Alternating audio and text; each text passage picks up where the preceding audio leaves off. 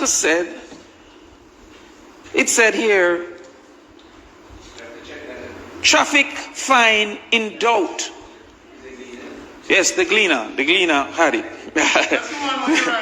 Yes. It says 200 million traffic fine in doubt.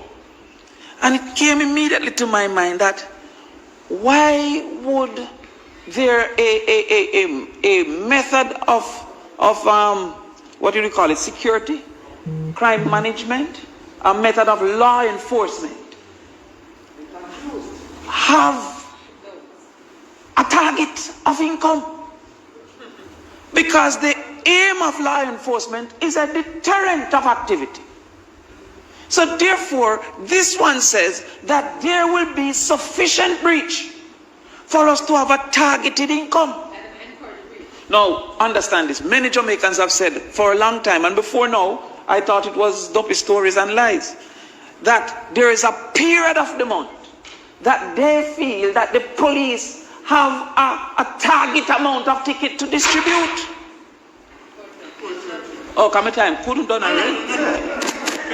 This is a budgetary and a target. Indeed, can you carry your mind to its final conclusion that it is possible that if we all abide by the law, the Ministry of Finance will miss its target? Just carry your mind to the final conclusion that there may be disappointment in tax collection and revenue collection if we all abide by the law. That must be something that we have to review. And so when Senator Braham said that all might be okay with the content, I go back before the content. I am querying the motive. What is the motive?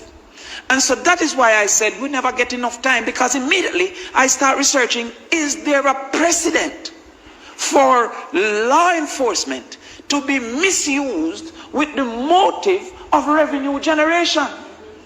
And what is the risk to the society when law enforcement perceives that they can then now be a source of revenue generation? So I immediately did some research.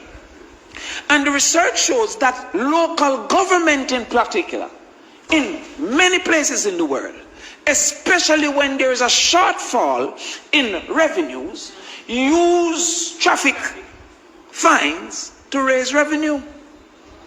It highlighted that in certain counties in the United States, there was a trend that once there was a reduction in property tax collection, there was an increase in traffic fines. Not for the motive of reducing lawlessness. Not for the motive of making you wear your seatbelt.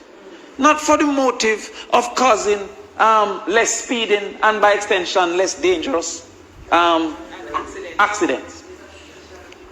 And not only that, we recognized that the money was not being directed, the 225 million, to accident and emergency improvement. It wasn't being directed to the safety unit, road safety unit. I tried to find the information on the road safety unit. What I saw was a $38 million budget. That's what I saw, including salaries and all those things. I'm going to do further research because sometimes it hides somewhere else. But I'm saying that what I saw was not a commitment to road safety, but a commitment to revenue generation. And the circumstance that caused us to be here was not an accident including 20 people. It was not the death of 10 people last week. It was the risk to the revenues that became the crux of all of this. Now, when government want to get up in the parliament and say no new taxes, it should be brave enough to raise revenue in an overt way. That's right. Not a covert way. It should be brave enough to say 2% on GCT.